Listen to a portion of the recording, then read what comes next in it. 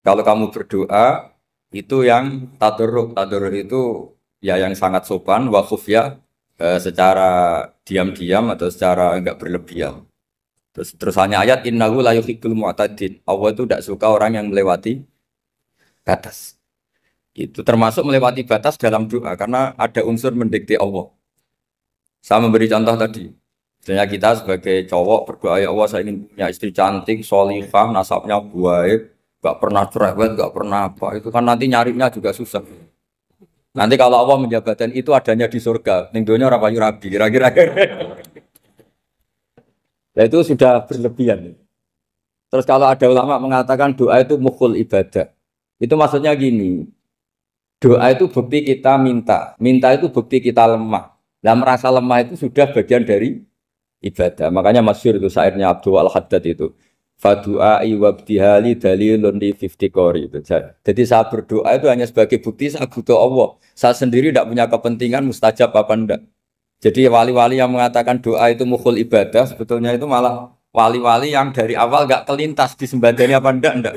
Butuhnya dia itu menunjukkan bahwa saya ini lemah. Buktinya posisinya minta. Itu yang dimaksud mukhul ibadah. Tapi kalau kita berdoa terus posisi kita protes. Katanya kamu baik ya Allah, engkau baik. Ternyata enggak juga. Buktinya semua doa saya enggak kamu kabulkan. Wah, ini malah doa kriminal.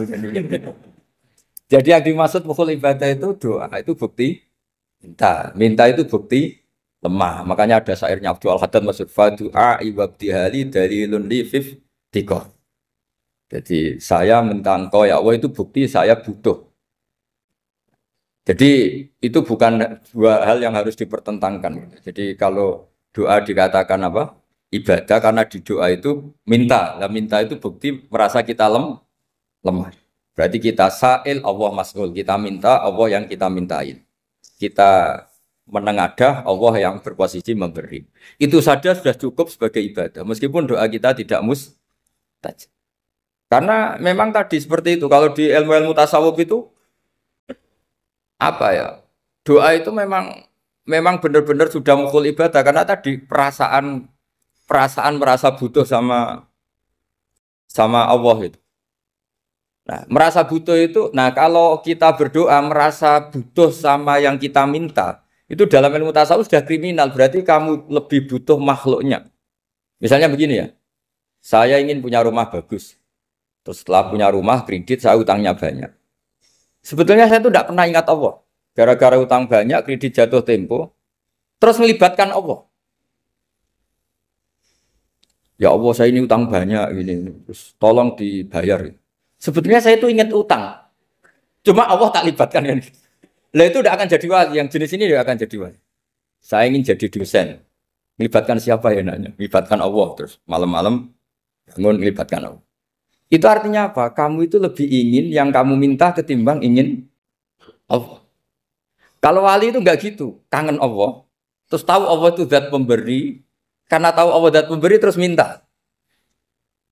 Maka yang dikangen itu ya Allahnya dulu. Kalau kita kan enggak punya kasus dulu, punya keinginan banyak dulu. Baru ingat siapa yang bisa ya. Oh Allah. Allah kita libatkan. Ya untungnya Allah baik, mau ramal utang bukan mikir. Untungnya Allah enggak jawab itu. Jadi itu bedanya wali. Kalau wali itu kangen Allah dulu, baru minta. Kalau kita enggak, banyak masalah dulu, baru melibatkan Allah. Nah yang jenis ini tuh bahaya, kalau nggak disembadani mesti ngomel ya. Gusti katanya kalau yang minta kamu kabulkan, ternyata ini enggak. Nanti kalau Allah jawab, kamu itu tidak kangen saya, kamu itu kangen uang, kangen perempuan cantik yang kamu inginkan. Terus kamu melibatkan saya. Urusannya apa saya dengan itu, Pak? Makanya tidak usah nuntut karena awalnya sudah salah. Ya saya kira itu ya. Jadi ada ayat apa? Ud'u rabbakum tadarru'aw wa khufyah, terusannya apa? Innahu la yuhibbul mu'tadin. Itu di semua tafsir dikatakan Allah gak suka orang yang berlebihan dalam doa. Berlebihan tadi, misalnya minta sesuatu yang terlalu besar atau permintaan kemarin saja lanu addi syukroh, kita tidak bisa memenuhi mensyukuri, sudah minta lagi. Misalnya seorang jomblo, targetnya kan asal payu nikah. Tapi setelah nikah bayangkan istrinya sholihah, tidak cerewet, itu kan berlebihan. Hilang status jomblo saja belum kamu syukuri kok sudah minta macam-macam. Jadi harusnya kan syukur dulu ya. Sekedar laku nikah ini kan ada syukur yang harus seperti jadi dosen juga gitu. Sekedar jadi dosen harus kita syukuri dulu karena menjadi kita tidak nganggur. Itu kan satu harkat sosial yang luar biasa.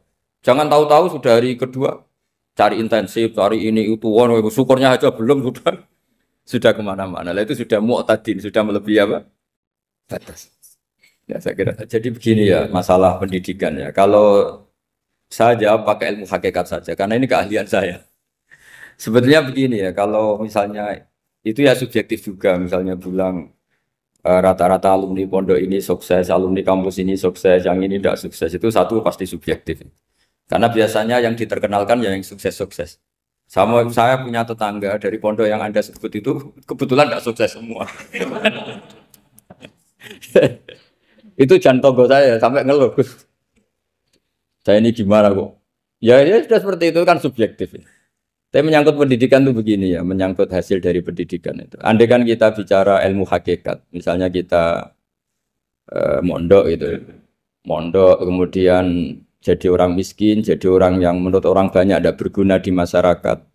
Ternyata kita ini orang yang kelihatan tidak punya karir, tapi kalau malam sujud sama Allah, punya anak niat memperbanyak orang sujud, terus punya ibu yang sakit-sakitan kita rawat, meskipun kita tidak jadi dosen, tidak jadi menteri. Tapi indah Allah itu luar biasa karena berstatus ngerawat ibu, ngerawat anak, ngerawat istri.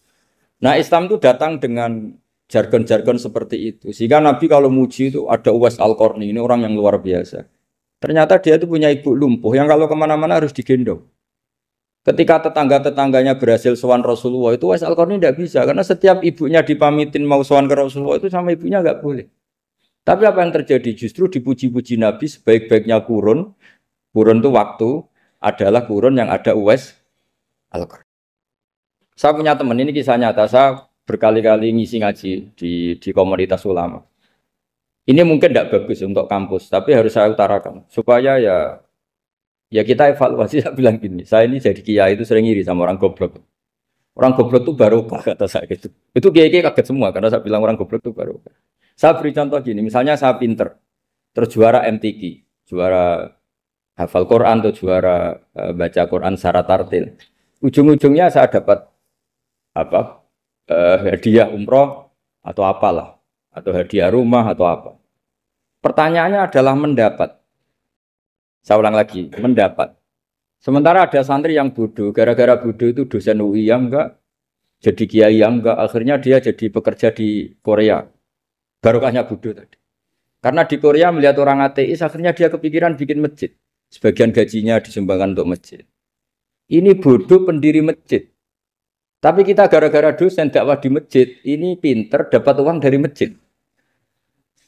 Nah ini bukan nyindir, ini biasa saja. Ini maksud saya. Maksud saya, kamu jangan ngabaikan hidup. Akhirnya apa yang terjadi? Saya ini punya teman ini betul. Saya ini kan kecelok dulu tuh Gus Alim. Nasib saya di mana-mana dihormati. Kadang saya merasa dosa. Kok dihormati? Saya punya teman, dulu gobloknya minta ampun sekolah, sekelas sama saya. Gobloknya, soalnya gobloknya harus disepakati. Sudah. Iya, goblok mujma'alah kira-kira. Singkat cerita, dia itu hidup di pedalaman Kalimantan, sekitar tahun 92. Dulu kan biasalah di dalam hutan itu pasti ada penebangan hutan macam. Dia ada bosnya, yang jelas dia ada bosnya. Saya yakin juga agak kriminal. Karena dia tidak yang illegal logging. Pokoknya ditakdir dia hidup di tengah hutan. Ikut orang. Setelah itu dulu nggak ada HP, sering kirim surat ke saya, Gus, saya ini hidup di tengah hutan, tapi saya ini Muslim pernah mondok, kalau nggak bikin sumpah itu nggak enak, bikinlah dia Jumatan. Nah karena dia pernah ngaji fikih Syafi'i, kalau Jumatan nggak ada orang 40 itu harusnya zuhur tidak Jumatan. Tapi orang yang kerja di situ tidak mau. Wong dino Jumat kok zuhuran loh Pak. Kalau dino Jumat ya Jumatan ya. Tanya saya, Gus itu kalau ada kaulnya enggak supaya Jumatan ndak orang 40 sah. Singkat cerita dia lama-lama jadi pendiri masjid di situ. Dia punya sedikit gaji ya dipakai masjid, punya sedikit tanah diwakafkan untuk masjid. Artinya apa? Indah ini banyak orang bodoh, ternyata di komunitasnya dia muassis, pendiri, pemberi. Sementara kita yang kecelok pinter, dapat umroh, dapat bonus. Kira-kira nanti kita ketemu Allah. Kamu pernah nyumbang Islam apa? Yang bodoh jawab, oh nate Gusti bikin masjid di pedalaman. Kita yang pinter. Kayaknya kalau memberi enggak lah Gusti.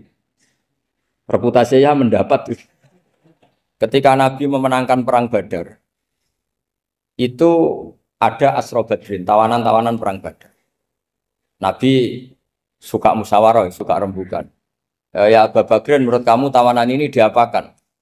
Kata Abu Bakar, hum asyiratuka. Mereka itu keluarga engkau, orang-orang Quraisy. Ya dibebaskan saja. Pakai tebusan. Nanti uang itu kita kelola supaya jadi penguat Islam. Dan orang-orang ini merasa utang jasa karena harusnya dibunuh, tapi kita bebaskan. Terus tanya, bagaimana kamu ya Umar menurut kamu? Kata Umar, ini kan orang-orang yang dulu ingin bunuh kamu. Yang ingin menghabisi jenengan, ingin dan sudah ngusir jenengan. Ya setelah ketangkap ya dibunuh, kok repot. Apa kata Rasulullah? Rasulullah spontan ngendikan, inna masalah kayak Abu Bakrin kama sali Ibrahim. Kamu ibarat kayak Nabi Ibrahim. Izqala faman tabi'ani fa innahu minni wa man asani fa innakal ghafurur rahim. Jadi Nabi Ibrahim itu unik. Melihat umat itu sesyafakoh itu. Syafakoh itu banget sayangnya. Nabi Ibrahim cara berpikir, faman tabi'ani fa innahu minni, orang yang ikut saya ya Allah pasti golongan saya, tentu layak masuk surga. Waman asoni, orang yang mendurhakai saya, fa innakal ghafurur rahim, engkau Maha Pengampun. Bukan yang mendurhakai langsung masuk neraka, enggak, engkau Maha Pengampun. Wa masalu kaya Umar kama salin Nuh, isqala rabbi la tadzar ala ardi minal kafirin dajjara. Umar, kamu mirip Nabi Nuh, inginnya semua orang kafir dihabisin. Ya masyhur kan Nabi Nuh itu enggak ingin ada orang kafir sampai ada banjir tufan.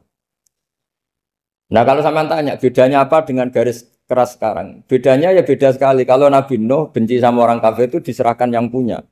Sehingga yang punya yaitu Allah yang menghukum dengan banjir bandang. Tapi kalau kita kan kadang kita bertindak sendiri. Jadi potensi disalahkan. Yang jelas dalam hadis-hadis sahih, Nabi Nuh itu tidak bisa mensyafaati karena itu. Ketika diminta ini hadis sahih bukan ada di Bukhari, ada di Muslim. Karena biasanya kalau di kota itu ditanya ini sahih enggak? Untungnya yang tanya kadang enggak paham, ini alhamdulillahnya jadi wah repot. Nabi Nuh itu diantara sebabnya enggak bisa mensyafaati adalah pernah corong Jawa maksudno kaume. Kalau dalam bahasa Arab itu da'a li zaidin berarti mendoakan positif, kalau da'a la zaidin mendoakan negatif. Kalau orang Jawa itu ada doa, ada pasot. Nabi Nuh adalah orang yang pernah maksudkan kaumnya. Nah, saya cerita sedikit tentang Nabi Nuh dan Nabi Ibrahim. Nabi Ibrahim dianggap tadi cerminannya Abu Bakar, dianggap niru Ibrahim, cerminannya Umar, dianggap niru Nabi siapa? Nabi Nuh.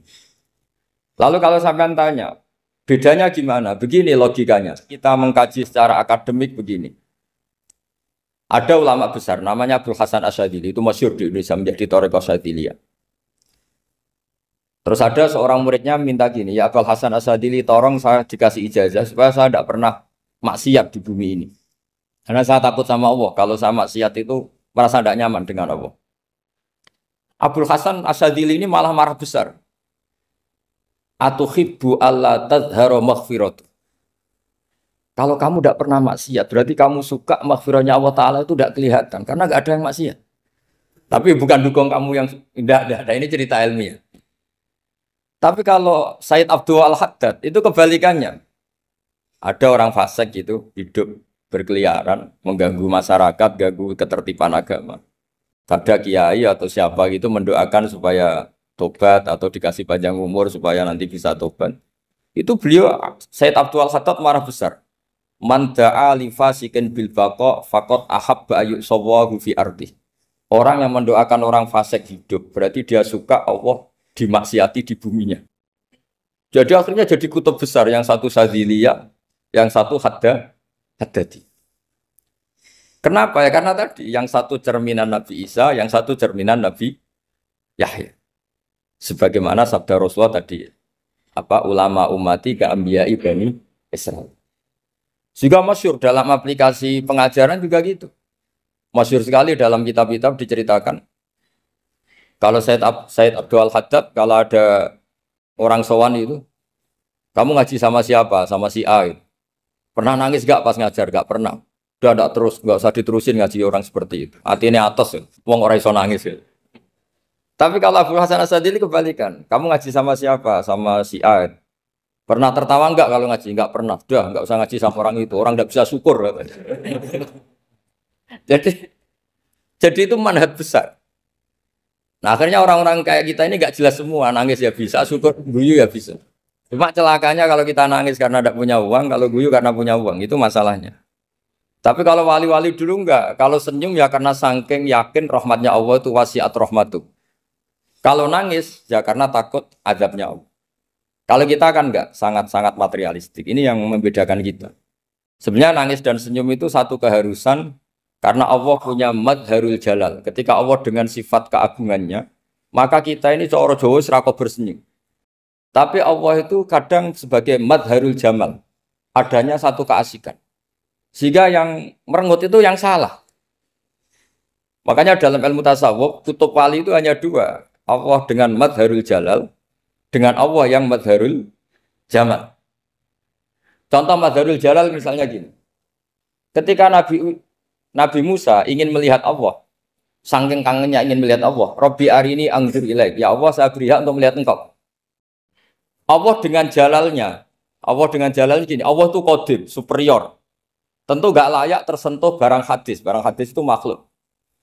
Sehingga ketika falam mata jalla rabbuhu lil jabali ja'alahu dakka wa kharra Musa sa'iqa.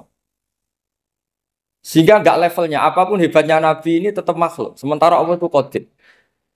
Enggak kuat. Makhluk yang fana ini, yang profan ini enggak kuat. Enggak kuat menampung zat yang qadim, yang superior. Sehingga gunung pun hancur. Nabi Musa pingsan. Tapi ketika Allah dengan madharul jamal itu Allah dengan keindahannya, dengan kasih sayangnya, memberi hak makhluknya untuk melihat. Nah, di sini ini Allah sering ngendikan wujuhu yauma idzin nadhirah ila rabbiha nadhirah. Nanti ada wajah-wajah yang di surga itu melihat saya kata. Tapi apakah betul melihat kayak saya melihat dosen, melihat Pak Rektor, melihat teman-teman itu tidak bisa. Karena Allah itu qadim, sehingga meskipun manusia ahlul jannah melihat Allah, tetap Allah ngendikan la tudrikuhul absar wa huwa yudrikul absar. Karena Allah di balik jamalnya ya punya jalal, di balik jalalnya juga punya jalal. Sehingga selalu di Quran itu diulang beberapa kali supaya proporsional.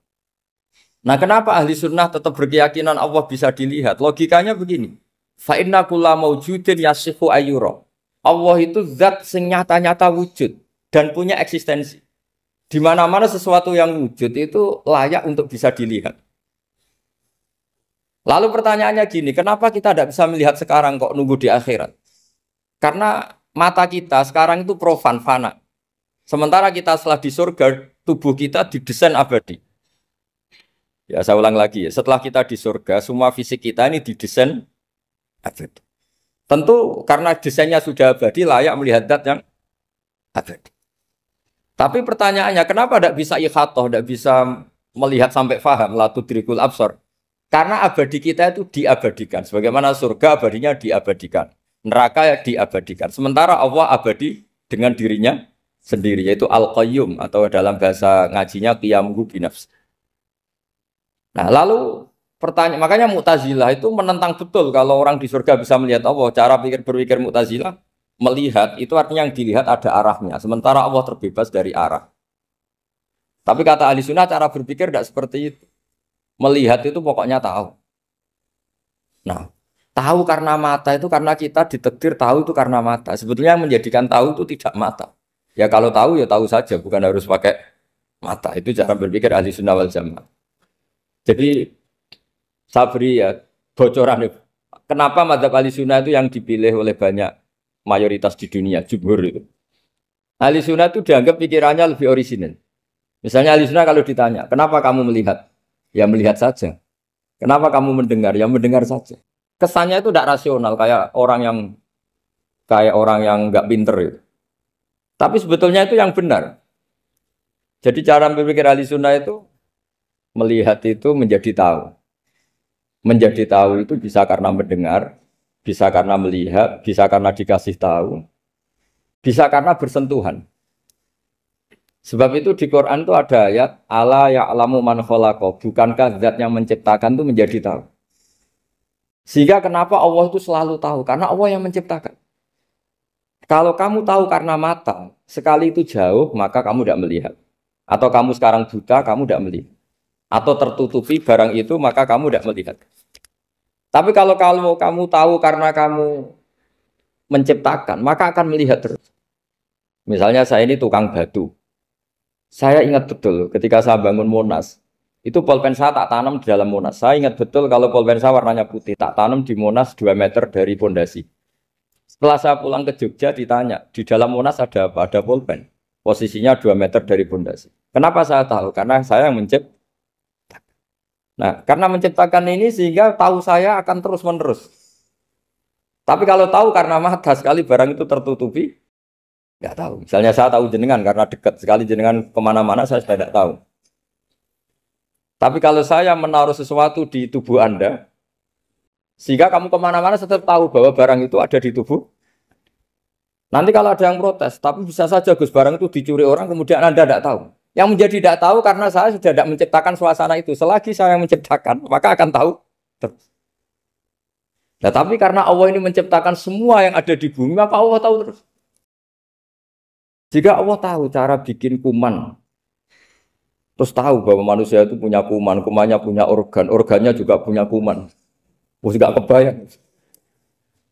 Kamu bayangkan kayak makanya Allah itu kalau cerita sederhana, innallaha la yastahi ayyadriba masalam ma ba'udatan fama fawqaha. Allah itu tidak malu bikin perumpamaan nyamuk, karena nyamuk itu lebih dahsyat timbang gajah. Para pematung itu disuruh bikin gajah masih mampu. Bikinkan patung gajah, mungkin masih sanggup.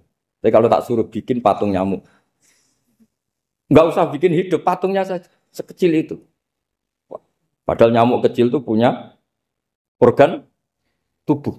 Lalu bikinnya organ tubuh nyamuk itu kayak apa? Organnya punya kuman, kumannya punya organ, organnya juga punya kuman. Sehingga orang-orang alim itu baca nyamuk itu lebih jadi ayat Allah ketimbang melihat dinosaurus. Tapi sekarang orang itu nggak tertarik ceritanya. Jadi beda perasaannya orang alim sama orang awam. Kalau orang awam tuh melihat mukjizat kan yang dasar-dasar kayak dinosaurus, gajah, wow gitu. Kalau orang alim nggak, malah melihat nyamuk.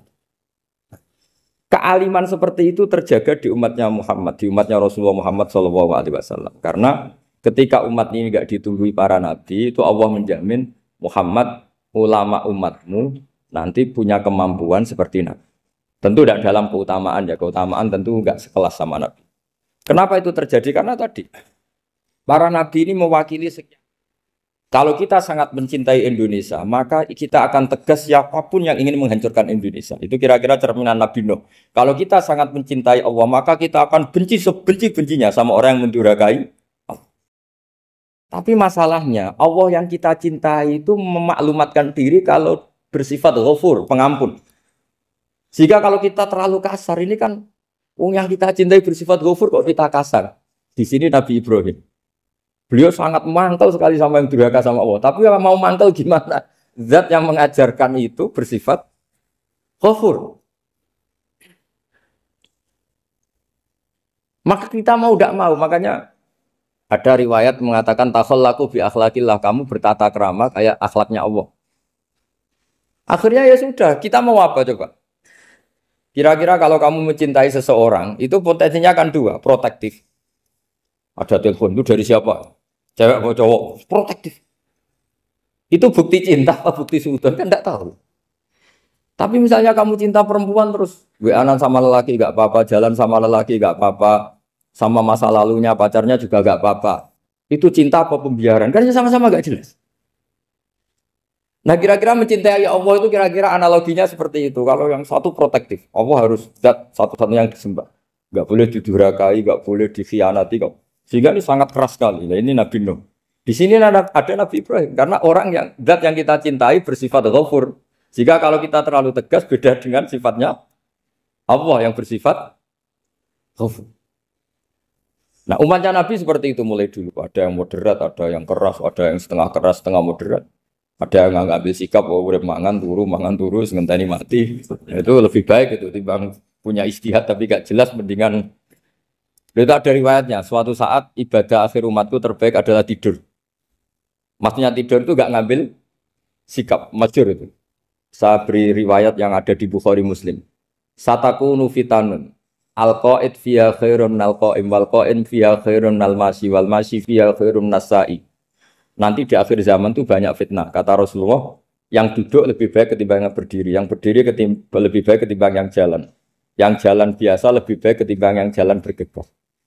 Man tasyarrafa laha tastasrifu. Fitnah itu adalah siapa yang terlibat maka akan semakin parah. Sehingga semenjak itu ulama berpikir nanti di akhir zaman kalau ada fitnah, itu sebaiknya orang ngambil sikap sepasif-pasifnya, secuek-cueknya. Jadi semua syurahul hadis sepakat makna hadis ini apa? Orang disuruh sikap secuek-cuek. Misalnya pilihan presiden, contoh kecil pilihan presiden. Mungkin para intelektual nggak merasa, tapi kalau ulama itu cara berpikir beda. Pilihan presiden, kamu fanatik milih A, yang satu fanatik milih B. Ya presiden atau bupati atau gubernur. Terus yang satu bilang gini, wah kalau nggak di presideni A, nggak di bupati A, nggak di gubernur A, negara ini rusak. Mungkin betul dari segi apa jejak rekamnya A ini bagus. Tapi pertanyaannya secara tauhid, bagaimana Anda menggantungkan kesejahteraan sama makhluk? Kamu nggak pernah terusik begitu kan para intelektual? Itu kan melukai. Bagaimana mungkin Anda menggantungkan kesejahteraan dengan seorang makhluk? Wah kalau di presiden A pasti Indonesia makmur, kalau bupati A pasti Sleman makmur, pasti Bantul makmur. Nah, bagaimana mungkin makhluk yang sedang soleh kamu pastikan selalu soleh? Wong dia makhluk bisa berubah. Sementara yang B misalnya fasik, wah kalau dipimpin B pasti rusak negara. Bagaimana kamu pastikan B yang fasik selalu fasik? Biar saja dia husnul Fatimah. Yang fasik pas mimpin jadi soleh, yang soleh pas mimpin jadi fasik. Akhirnya ulama karena tahu sifat manusia itu berubah dan kendali di tangan Allah. Sikapnya nggak jelas. Saya ini termasuk orang yang terkenal nggak jelas. Karena kalau ditanya, Gus sampai milih presiden mana, bakti mana? Sanut pangeran sing dadi aku loyalin. Wah, anut pangeran yo kacau. Wah, luwih kacau menan anut pangeran kan. Ini kan sudah tidak sambung karena pikirannya ulama. Memang nggak beda, cara berpikir ulama itu beda. Bahkan bapak saya itu kalau didik saya itu begini. Kalau meseli saya atau ngirim saya dulu itu kan pakai mes. Ini uang kamu 500.000 untuk kamu. Mesti ditambahi 100.000 ini untuk buat jajan sama teman-teman. Mesti ada uang pokok, ada uang sodako. Dulu saya sering tanya, kenapa bapak sangat menghormati teman-teman saya? Kata bapak, kowe mondok iku aku ora iso nyukupi, sing iso nyukupi ya kanca-kanca. Ternyata betul, rata-rata anak kuliah atau anak mondok, uang pribadinya kan 8 hari dari dikirim sudah habis. Berarti kan masih 22 hari kok bisa hidup itu kan barokahnya teman-teman itu. Malah yang agak beling itu 1 hari sudah habis, berarti ada 29 yang bergantung sana sini. Sehingga Nabi dulu cara ngendikan itu unik. Kata Nabi, da'un nasa yarzuqu wahu ba'duhum ba'duh. Manusia barnawa, engko saling memberi rezeki. Ketika ada collab, Medina itu pernah collab, terus sekarang pernah defisit. Beberapa pakar ekonomi datang ke Rasulullah, ya Rasulullah, sa'ir, tolong dikasih harga standar. Tapi apa jawabannya Nabi? La tusa'iru fa inna Allaha huwal musa'ir. Kamu jangan kasih harga, Allah sendiri yang menentukan harga itu. Terus kata Nabi, kenapa engkau begitu ya Rasulullah? Ini negara harus ditentukan harga karena gini-gini. Kata Nabi, saya tidak ingin ketemu Allah dalam keadaan dolim. Tapi ini tentu di teori ilmu modern ini masalah. Tapi menurut orang modern. Tapi kalau menurut ilmu hakikat itu nggak akan masalah. Misalnya, kenapa Nabi tidak menentukan harga dalam keadaan negara seperti itu? Jawabannya pakar-pakar hakikat. Ya saya ulang lagi pakar-pakar hakikat. Begini, misalnya ada orang menimbun supaya nanti harganya mahal. Terus ditimbun terus sampai nunggu harganya mahal. Lama-lama dia sadar kalau timbunannya nggak ada gunanya karena ternyata orang nggak beli. Nah, ketika orang nggak punya kemampuan beli, yang menimbun juga tidak punya uang. Nah, tapi kalau sampean tanya, tapi Gus nak tuku barang pokok kan kita mati karena kehabisan stok. Itu masalah tauhid Anda. Bagaimana mungkin kamu bayangkan seorang makhluk tidak bisa hidup atau nggak dapat rezeki? Nabi itu orang yang sampai ke derajat hakikat dari tidak pernah bayangkan gitu. Salah sampean jadi orang yang tauhidnya masalah. Sehingga terus bayangkan, wah kalau negara ini kayak, wah kita makan apa? Kalau negara nggak stabil, wah kita gimana? Itu tidak bisa seperti itu. Dulu ketika kita dijajah Belanda, itu kiai-kiai kita, Mbah Hasyim Asy'ari, Mbah Ahmad Dahlan, mondoknya di Mekah. Sampai alim alama, dua beliau, Mbah Hasyim sama Mbah Ahmad Dahlan itu ngajinya sama-sama Syekh Khotib Minangkabau. Cuma Mbah Hasyim lebih menekuni ke Syekh Mahfud Termas, yang satu menekuni Syekh Khotib Minangkabau. Jadi dua beliau itu ngaji di guru yang sama. Mbah saya, buyut saya itu ya sudah mondok Mekah. Zaman dijajah Belanda. Sekarang kita agak dijajah, agak mondok di sana.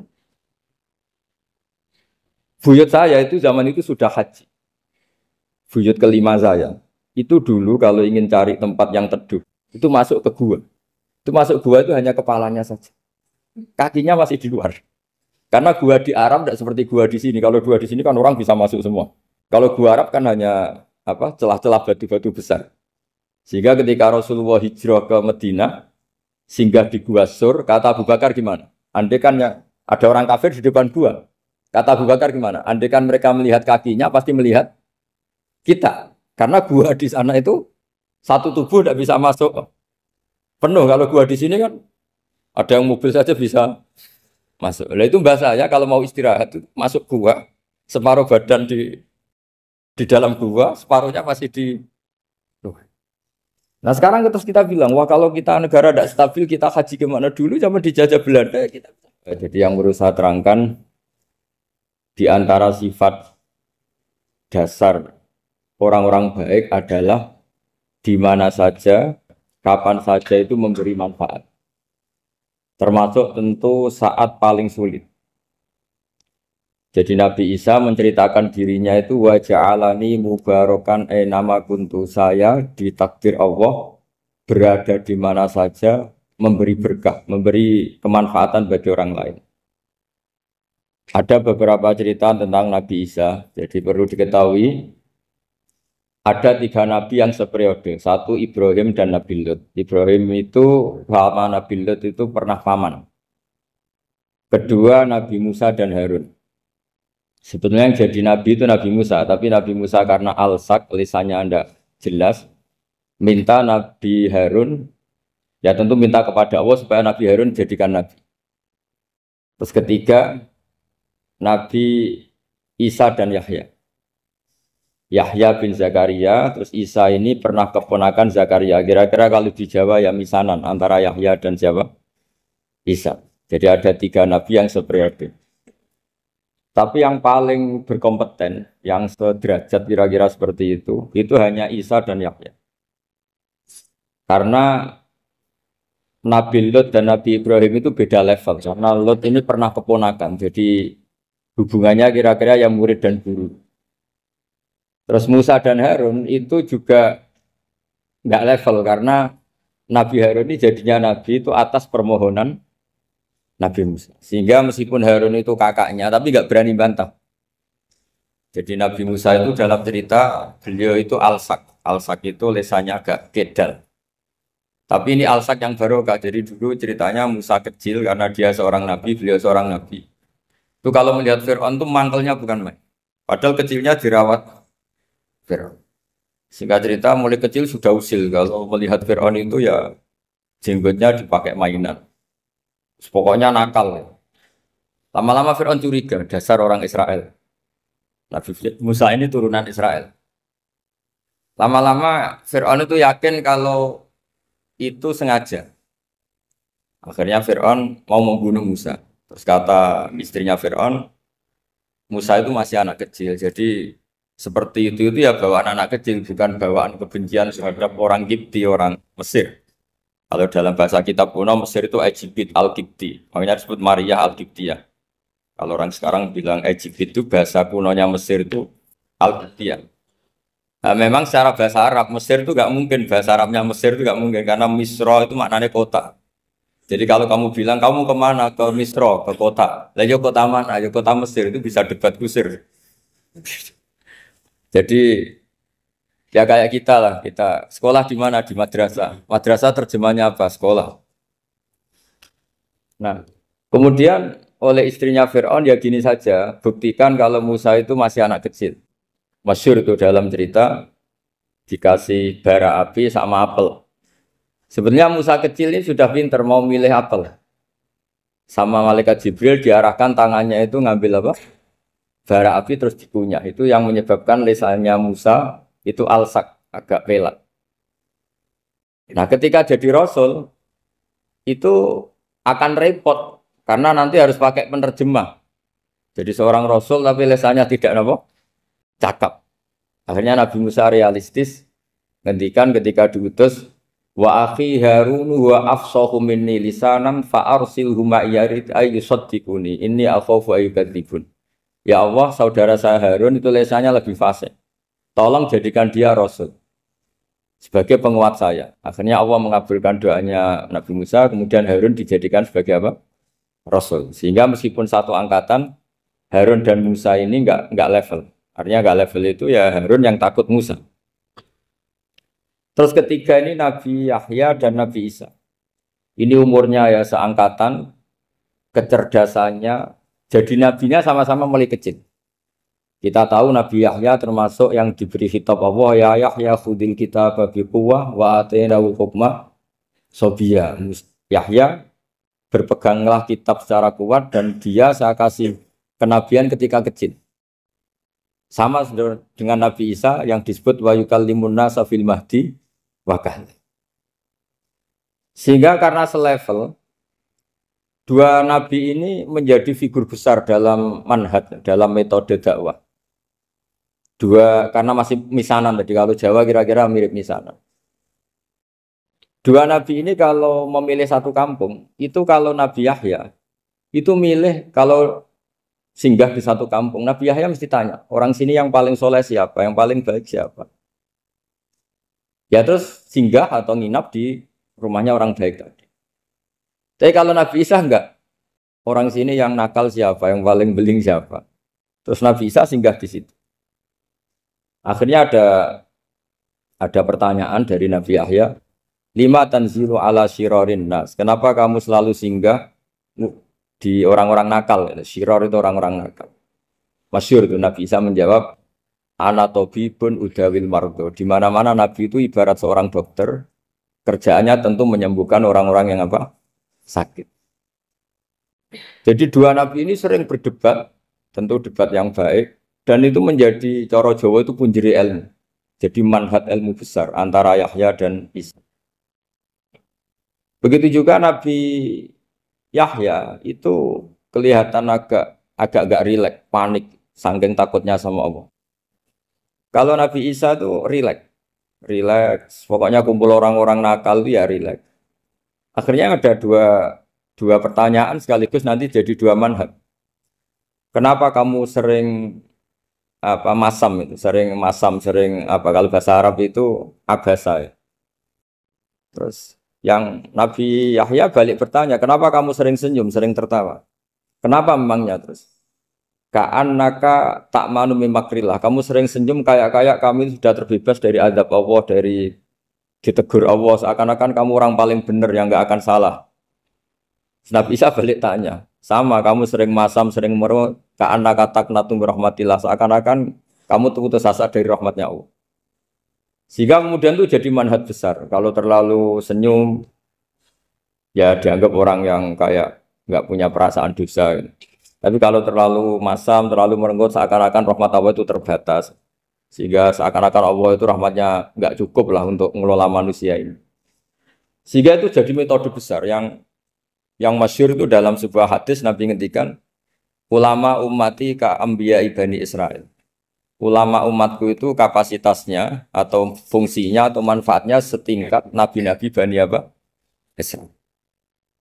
Karena ketika umat ini enggak ditunggui para nabi setelah Rasulullah SAW, itu yang nunggui hanya ulama. Tapi ulama ini sudah cukup mewakili para nabi Bani Israil. Dan banyak syurrahul hadis, para menyarah hadis mensarahkan, Nabi tidak ngendikan ulama ummati kamisli seperti saya, tapi ka'ambiyai Bani Israel, bagaimana nabi-nabi Bani Israel. Nabi Bani Israel itu macam-macam. Termasuk ada yang tidak nikah, yaitu yang bernama Yahya dan Isa. Delala umatnya Nabi itu ada orang alim alamah yang ilmunya melegenda, yaitu namanya Imam Nawawi. Itu tidak nikah. Sampai kabudut. Meskipun dalam ajaran syariatnya Nabi, nikah sunnati, tapi selalu ada orang yang ditakdir tidak nikah. Karena masyhul, karena sibuk ngurus ilmu. Bukan karena tidak laku, yang jelas itu bukan karena tidak laku. Imam Nawawi itu ganteng, orangnya ya normal. Tapi karena sibuk nulis, beliau sampai kabudut itu tidak nikah. Imam Sibawayh itu suka sekali sama ilmu, menjadi istri utamanya ya ilmu. Dia ganteng, Sibawayh itu maknanya tuh apel, dia ganteng sekali, sampai banyak cewek yang senang. Akhirnya dia nikah. Tapi nggak pernah dikumpulin. Dia belajar terus. Ketika beliau ke pasar, dulu nggak ada supermarket, beli kertas, kitabnya dibakar semua sama istri. Dikira istrinya terus mencintai dia, malah diceraikan. Itu siapa Imam Sibawayh. Terus ada umatnya Nabi yang paling unik di dunia. Mungkin Pak dosen, saya kiai pun nggak bisa nih. Ada orang tuh ganteng sekali, istrinya cantik sekali. Itu tahu-tahu sudah 10 tahun tidak pernah hubungan suami istri. Karena ketika si suami itu tahu istrinya cantik, itu langsung sholat sujud syukur, sholat terus. Saking senengnya punya istri cantik. Yang istrinya cantik juga solihah, tahu suaminya ganteng ya terus sholat terus syukur. Itu sampai berhari sampai bertahun-tahun. Terus ketika ketemu cocokan, dek kita sudah nikah berapa? Terus dilihat, kayaknya sudah 10 tahun, tapi tidak pernah hubungan. Oh itu nggak kebayang itu. Ganteng sama cantik, kalau jelek sama jelek itu mungkin. Yang satu villa naudzubillah, satu itu kan nunggu rafa saja. Ini nggak ganteng sama cantik. Nah kenapa kualitas ulamanya Rasulullah itu bisa seperti Nabi Bani Israel? Karena agama ini, umat ini sudah tidak ditunggui para nabi. Jika mau tidak mau kualitas ulama, alhamdulillah barokahnya Nabi itu berkualitas kayak nabinya Bani Israel. Soal kebahagiaan, nenek moyang pulau jenengan tuh anaknya banyak. Dijajah Belanda, jajah Jepang ya nyatanya anaknya banyak-banyak. Itu kira-kira bahagia bangga. Nah, artinya gini ya tentu kita tidak ingin dijajah itu tentu ya. Tapi kita ini selalu latah. Wah kalau ekonomi jatuh kita makan apa? Kalau kita dijajah kita tidak perlu seperti itu. Rahmatnya Allah Ta'ala itu akan adrokatna. Rahmatnya Allah Ta'ala akan menemukan kita. Apapun kondisi kita, apapun keadaan kita. Ini cara berpikir tauhid. Sehingga Nabi itu tidak pernah bayangkan umatku narata tunggoni piye, ditunggoni Allah. Sehingga masyhur dalam hadis-hadis sahih. La tazalu ta'ifatun min ummati dzahirina 'alal haq la yadurruhum man khadalahum wala man khalafahum wala man nawa'ahum. Selalu di umatku ada kelompok-kelompok yang selalu membela kebenaran dan tidak akan terkalahkan oleh kesesatan di akhir zaman. Kenapa? Cara berpikir orang tauhid itu sederhana begini. Allah menamakan dirinya Al-Hadi, penunjuk jalan. Dan sifat Allah pasti nafidah karena Allah tidak terkalahkan. Sama seperti Allah menyifati dirinya Ar-Razzaq, Ar-Razik yang memberi rizki. Maka orang segoblok apapun, selumpuh apapun, selemah apapun tetap dapat rizki. Sama, Allah mensifati dirinya Al-Hadi, memberi petunjuk. Maka zaman serusak apapun orang tetap dapat petunjuk. Sehingga kita tidak perlu khawatir, wah nanti zaman kalau sudah rusak nasib Islam gimana? Ya coba sekarang, nasib Islam gimana? Ya baik-baik saja. Dulu ditunggoni wali songo ya banyak orang Islam, sekarang nggak usah wali songo. Ditunggui dosen-dosen yang ngajar aja nunggu digaji. Kiai pidato ya ada yang beri salam template. Itu kalau nuruti definisi ikhlas itu tidak ada yang masuk. Tapi meskipun demikian agama juga jalan. Kenapa agama ini jalan? Karena Allah Al-Hadi, penunjuk jalan. Ketika Allah mensifati dirinya penunjuk jalan dan sifatnya Allah pasti nafidah, pasti terjadi. Karena Allah tidak pernah gagal. Sehingga agama ini akan ada terus sampai akhir zaman. Coba Amerika kayak apa? Islamofobia. Di Amerika tambah lama tambah banyak Islam. Eropa juga gitu. Australia juga gitu. Anda kan nuruti teori sosial. Sudah dunia sudah materialistik kayak gini. Orang dohirnya itu akan meninggalkan agama. Nyatanya tidak juga. Saya pernah di Korea seminggu. Itu di negara ateis. Itu TKI ke sana tuh nyari uang. Ternyata ya kepikiran bikin masjid. Bikin komunitas Islam. Coba siapa yang menggerakkan hati itu? Hanya Allah Subhanahu wa Ta'ala. Ya, jadi cara berpikir tauhid saya ulang lagi, saya mohon sekali di pengajian ini saya cerita wajah alani mubarakan aina ma kuntu. Jadi cara berpikir sekian nabi, terus kita punya karakter tertentu, kita milih nabi ini itu sah. Karena ulama ummati ka ambiyai bani Israel. Ulama umatku itu ibarat kayak nabi bani Israel. Jadi ada yang milih tadi. Seperti Nabi Isa fokusnya ngurusi orang-orang nakal. Itu juga bagus karena di mana-mana nabi itu seperti dokter. Tapi Nabi Yahya hanya berkawan sama orang-orang soleh.